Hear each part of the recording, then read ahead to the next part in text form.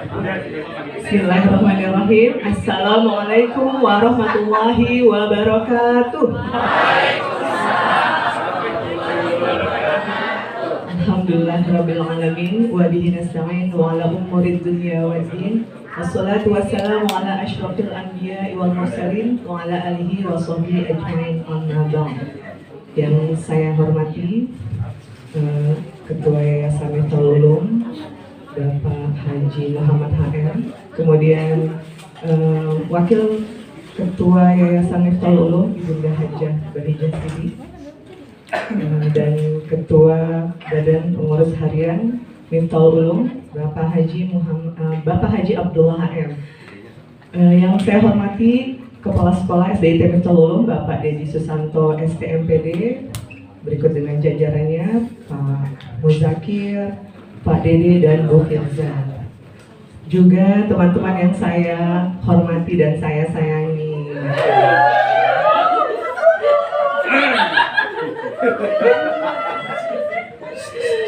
Ya, mohon izin ya Bapak Ustazah juga, saya berdiri di sini hanya untuk share.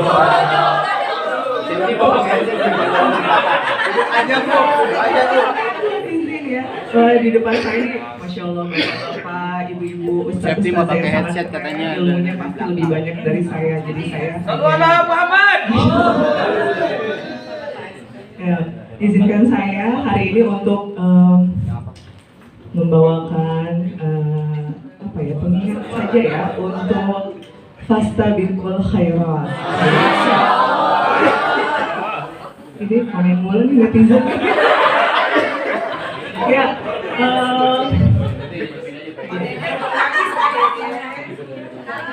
Diam netizen, diam. Fastabiqul Khairat ya, ada di dalam surat Al-Baqarah ayat 148. Perlu dibaca? Bismillahirrahmanirrahim. Walikulli wajhatin huwa muwalliha fastabiqul khairat aynama takunu ya'ti bikumullahu jami'an innallaha ala kulli syai'in qadir. Yang artinya bagi setiap umat ada kiblat yang dia menghadap ke arahnya, maka berlombalah kamu dalam berbagai kebajikan. Di mana saja kamu berada, pasti Allah akan mengumpulkan kamu semuanya. Sesungguhnya Allah Maha Kuasa atas segala sesuatu. Dalam ayat tersebut terdapat perintah untuk berlomba dalam kebaikan. Fastabiqul khairat. Insya Allah di dalam sekolah kita juga setiap guru semuanya berlomba-lomba dalam melakukan kebajikan ya, baik dalam mengejar prestasi, kemudian dalam mengejar kompetensi, tetap belajar dan terus belajar untuk memberikan yang terbaik kepada anak didik kita semuanya, insya Allah. Izinkan saya untuk memberikan makna Fastabiqul Khairat sebagai pengingat diri saya terutama.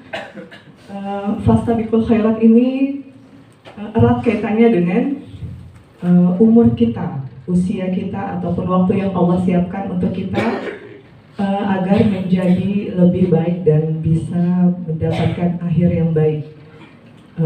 Jadi teman-teman semuanya, Bapak Ibu Guru, marilah kita gunakan waktu yang kita punya saat ini.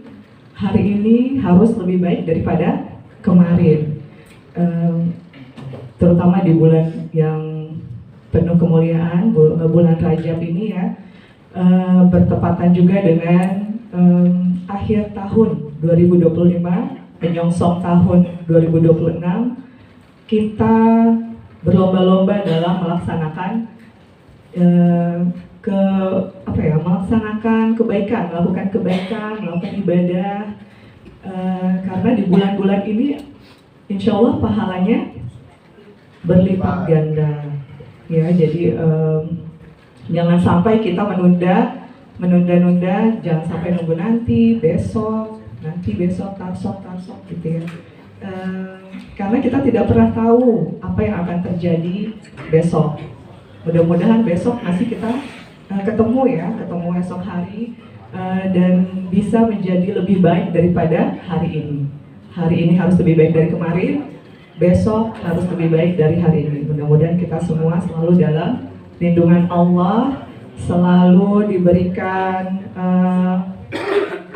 selalu diiringi langkahnya untuk menuju kebaikan, baik ketika di sekolah, di depan murid-murid kita berikan yang terbaik, tauladan yang terbaik, ataupun di rumah, ya, sebagai orang tua, sebagai kakak, sebagai anak, kita berikan yang terbaik, tauladan yang terbaik, contoh yang terbaik di rumah dan di sekolah. Kemudian jangan sampai kita menyesal, karena di dalam surat Fatir ayat 37 Allah sudah berikan gambaran bahwa nanti di dalam neraka nanti banyak orang yang berteriak-teriak meminta dikembalikan lagi ke dunia karena ingin melakukan kebaikan yang dulu dia tinggalkan. Jadi baru menyesal. Sedangkan jika sudah nafas kita berhenti, sudah selesai waktu kita di dunia, semuanya sudah terputus, sudah tidak bisa lagi kembali mengulang. Jadi Allah masih berikan kita kesempatan pada hari ini, masih diberikan nafas, masih diberikan kesehatan, maka gunakanlah untuk yang baik-baik. Gunakan lisan untuk yang baik, gunakan telinga kita untuk yang baik, tangan kita, kaki kita, harta kita. Jangan lupa ada sebagian rezeki yang Allah titipkan di dalam rezeki kita itu untuk orang lain. Jadi semua yang ada pada diri kita nantinya akan dipertanggungjawabkan kepada Allah Subhanahu wa Ta'ala. Ya, saya punya cerita sedikit di kelas. Saya punya murid di kelas 2 ini, masih kecil ya, masih kelas 2 itu masih kecil ya, tapi dia sudah punya keinginan, sudah punya kemauan untuk melakukan puasa sunnah, Masya Allah. Walaupun dia sendirian,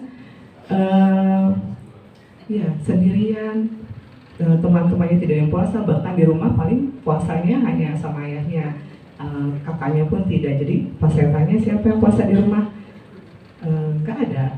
Paling di sahurnya ditemanin sama ayah. Bundanya pun tidak bisa ikut puasa, mungkin karena usahanya di bidang kuliner, jadi mungkin tidak bisa menemani anak ini untuk berpuasa.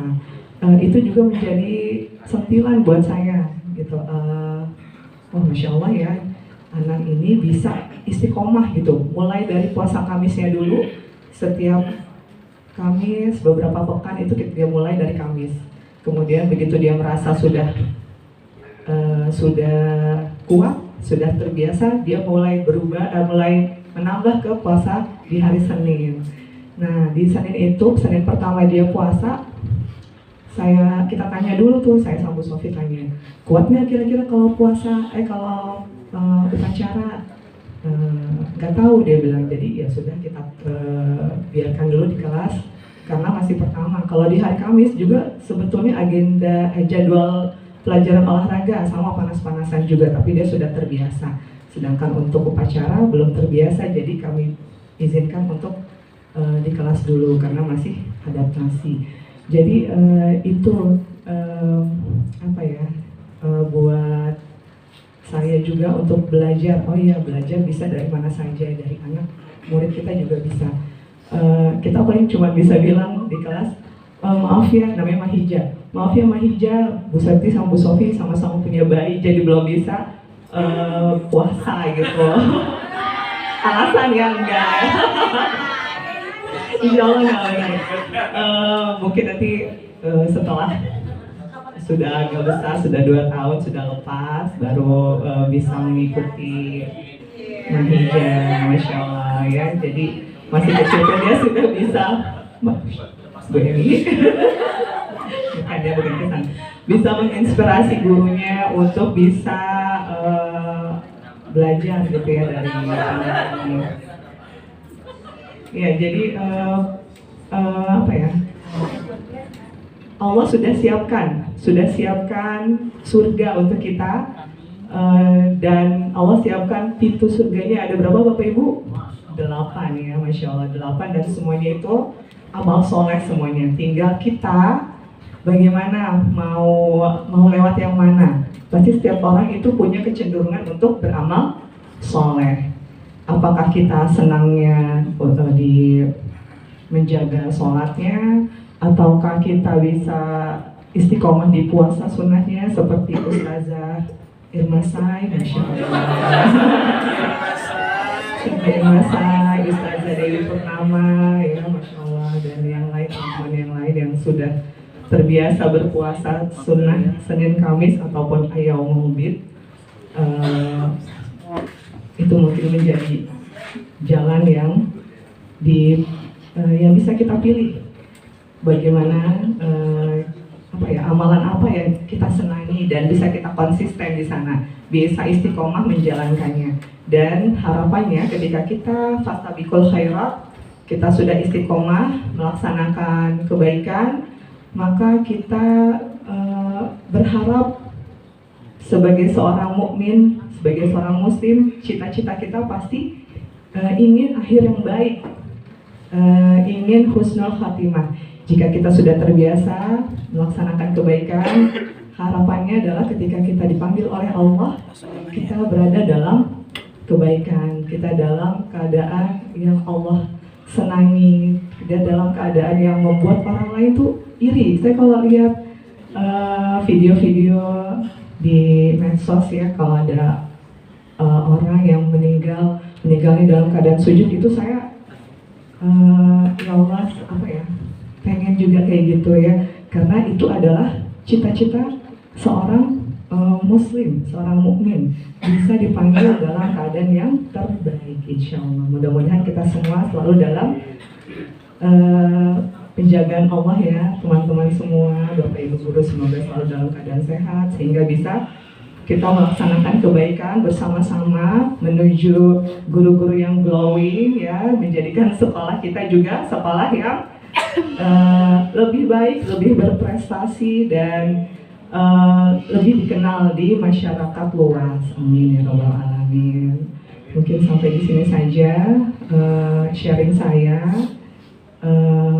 Mohon maaf jika ada kesalahan dan kekeliruan. Akhirul kalam, billahi taufiq wal hidayah. Wassalamualaikum warahmatullahi wabarakatuh.